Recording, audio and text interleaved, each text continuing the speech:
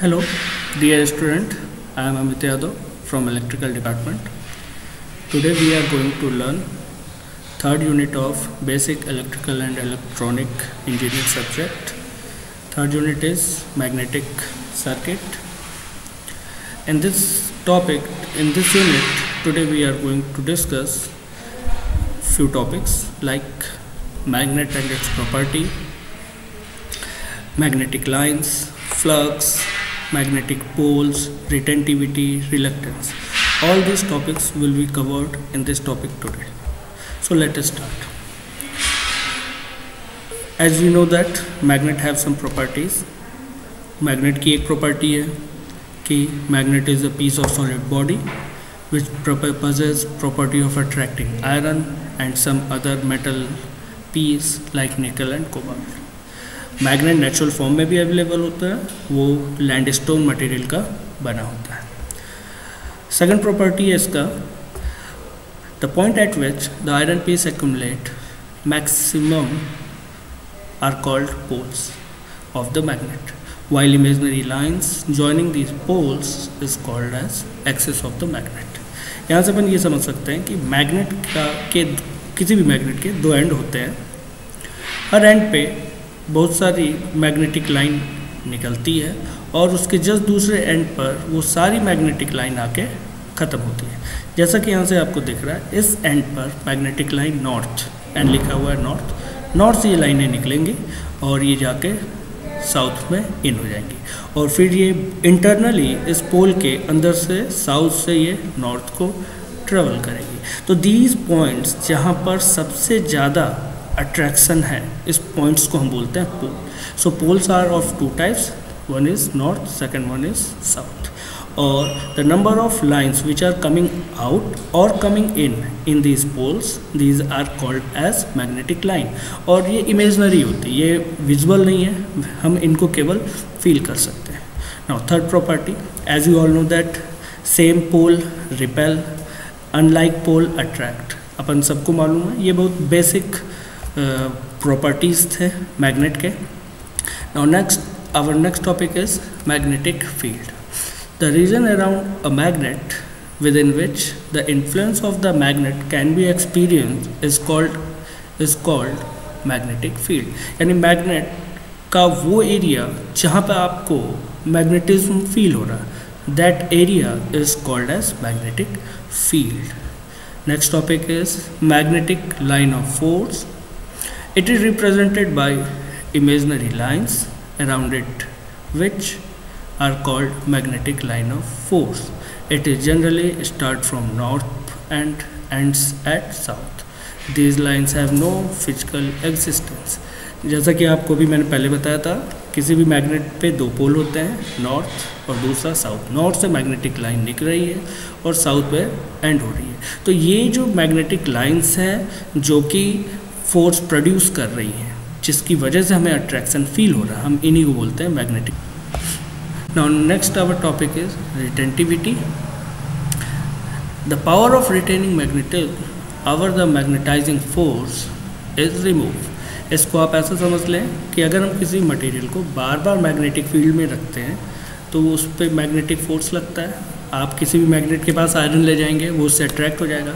But बार बार ऐसा process repeat करने से क्या होगा, अगर आप मैग्नेट हटा दें और आप उस आयरन बॉडी को देखें, उसके पास फिर कोई मेटेलिक बॉडी ले जाए, तो आप देखेंगे उसको अट्रैक्ट कर रहा है.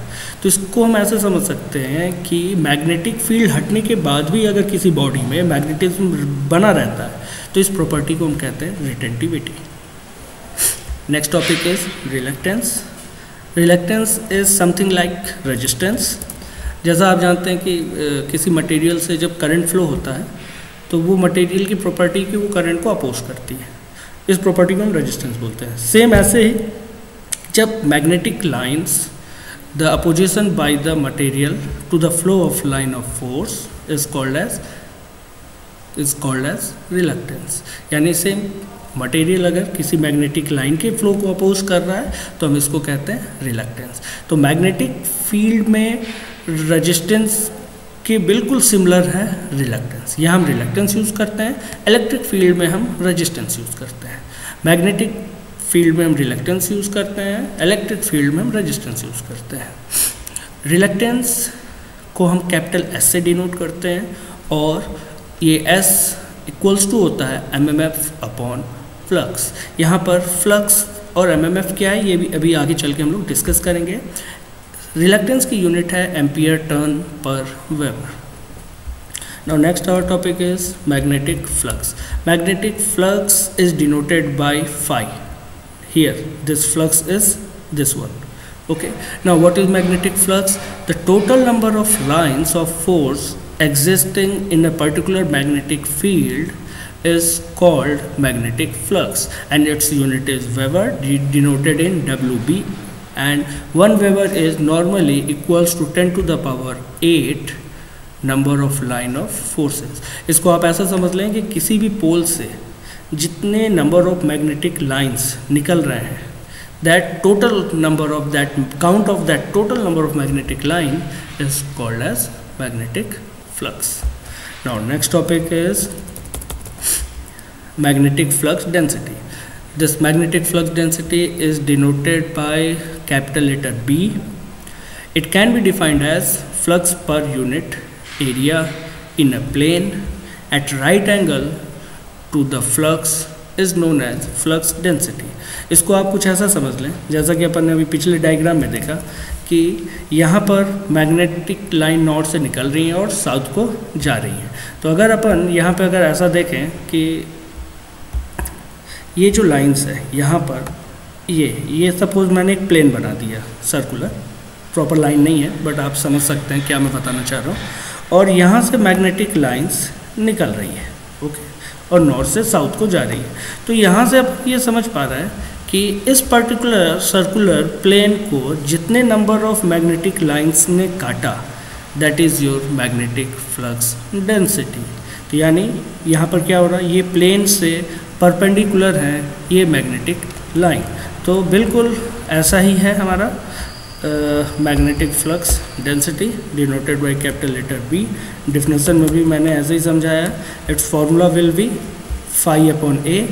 फाई का यूनिट हुआ weber, A for area, unit of area is metre square, तो इसका यूनिट बन गया वेबर पर मीटर स्क्वायर। इसका alternate unit tesla capital T भी हो सकता है। नॉर्मली हम दोनों यूनिट यूज़ कर सकते हैं, आप पर डिपेंड करता है आप क्या यूज़ करना चाह रहे हैं। Now our next topic is magnetic field strength. Magnetic field strength is denoted by capital letter H, and it can be defined as this gives quantitative measures of strongness or weakness of the magnetic field. या आप इसको कुछ ऐसा भी समझ लें कि the force experienced by a unit N pole, it may be N pole or it may be S pole, N pole with 1 Weber of pole strength when placed at any point in any magnetic field is known as magnetic field strength. यानी जितना ज़्यादा H की value होगा, जितना ज़्यादा H की value होगा magnetic field उतनी ही ज़्यादा स्ट्रॉन्ग होगी। इस डिफिनेशन के अकॉर्डिंग इसका यूनिट हो सकता है न्यूटन पर वेबर, बट कहीं कहीं इसका यूनिट एम्पियर पर मीटर या एम्पियर टर्न पर मीटर भी होता है। ये अपन आगे चल के और डिटेल में डिस्कस करेंगे कि ये यूनिट मैग्नेटिक फील्ड स्ट्रेंथ का हम कैसे डिराइव कर सकते हैं।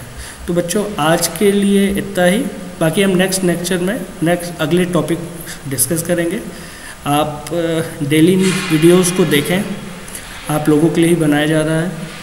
आप सब जानते हैं कि कोरोना वायरस है, इस वजह से क्लासेस इंटरप्ट है, तो आप प्लीज़ डेली से पढ़ें ताकि हम अच्छे मार्क्स सिक्योर कर सकें BEE में। Okay, thank you, good day.